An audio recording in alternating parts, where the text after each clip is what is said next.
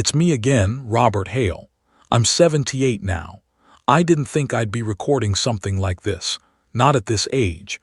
Not with this weight sitting quietly on my chest. A few weeks ago, I looked into the bathroom mirror and felt something I can't quite name. It wasn't fear. It wasn't even surprise. It was recognition, and it came too late. I leaned closer to the glass because the light above the sink isn't what it used to be. My hands were steady enough, but the face staring back at me wasn't the one I remembered carrying through most of my life. The jaw was set in a familiar way. The eyes held a kind of distance I've seen before. It wasn't just my reflection. It was my father.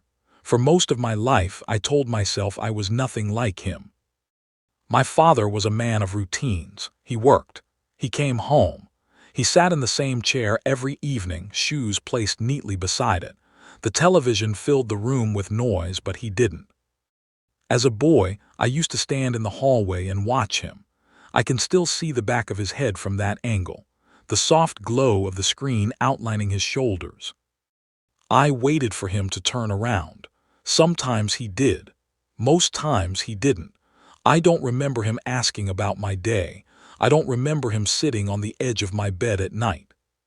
What I remember most is the feeling of being near him, but not quite reaching him. Back then, I promised myself I would be different.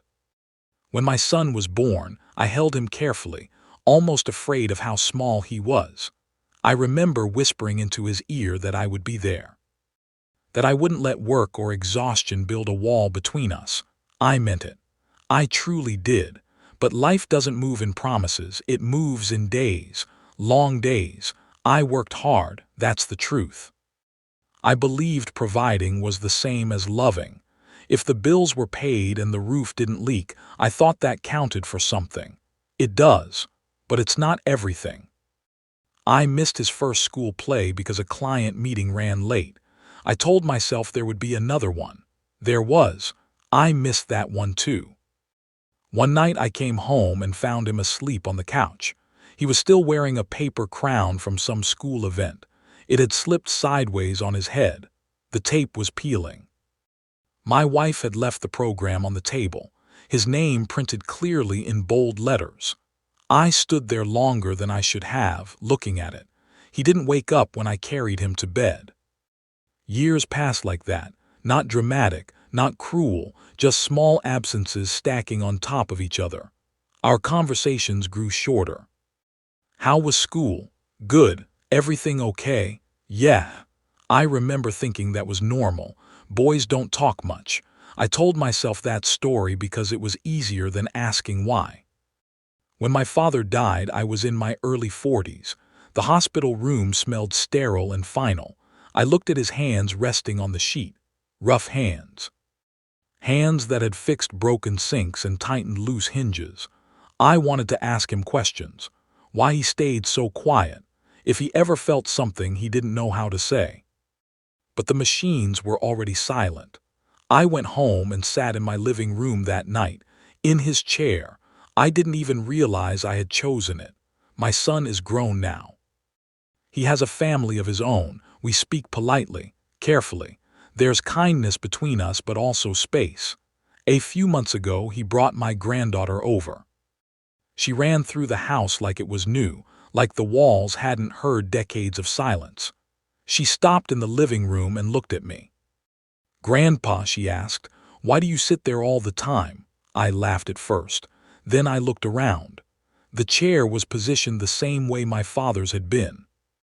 Slightly angled toward the television, a small table beside it, remote resting on top. I had recreated the scene without knowing it. That night when I stood in the bathroom and saw my father's expression on my face, I understood something that had been forming quietly for years. I didn't become him in a single moment. I became him gradually. Every time I said "in a minute" and meant "not now." Every time I stayed in my seat when someone stood at the doorway. I remember one Sunday afternoon clearly. My son must have been about 10. He held a baseball glove in one hand and asked if I would come outside. "In a minute," I said, eyes still on the newspaper. He waited. I could feel him standing there. The screen door opened, then closed. I never went outside. I don't remember what I was reading that day, but I remember that door. It's strange what stays with you when everything else fades. I used to think my father chose his distance. Now I wonder if he simply didn't know another way to exist. Maybe he thought sitting there was enough. Maybe he believed his presence in the house, even in silence, meant we felt him. I believed the same thing. Silence doesn't feel heavy while you're living inside it. It only becomes heavy when you step back and notice the space it left behind. When my wife passed 5 years ago, the house grew unbearably quiet. I would sit in that chair at night with the television on low volume, not really watching. The blue light would flicker against the walls. I remember thinking, without wanting to admit it, that this must have been what my father felt. Not coldness, not indifference. Just a kind of tiredness that settles deep in your bones and convinces you that sitting still is easier than reaching out. I don't hate him anymore. I don't even resent him. I think he did what he understood. And I did the same. But when I saw him in the mirror, really saw him, I felt the cost of that understanding. It's in the careful way my son chooses his words with me. It's in the polite pauses on the phone. It's in the memories I can't go back and relive differently. There are no dramatic confessions here, just a man who finally recognized a pattern. Sometimes now I choose a different chair. It feels unfamiliar. The room looks strange from that angle. Sometimes I call my son without a reason. We run out of things to say quickly, but I don't hang up as fast as I used to. There are long pauses. We sit inside them. It's not a grand repair. It's just something. When I look in the mirror these days, I still see my father's face layered over mine. But I also see the boy standing in the hallway. And the man reading a newspaper while a child waited by the door. I can't change what already happened. I can only acknowledge it. If you've listened this far, you don't need to do anything with this story. You can just let it sit with you for a moment. Still sitting with it myself.